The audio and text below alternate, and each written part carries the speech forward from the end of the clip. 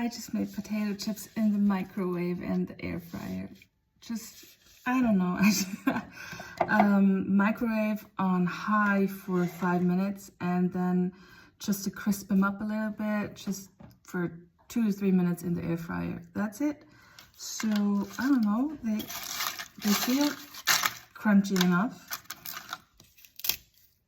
They definitely feel crunchy.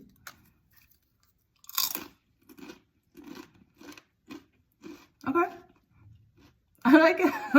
Okay, so no oil, just potatoes and salt. That's it. So I think I might do this again. Mm. Mm. Oh.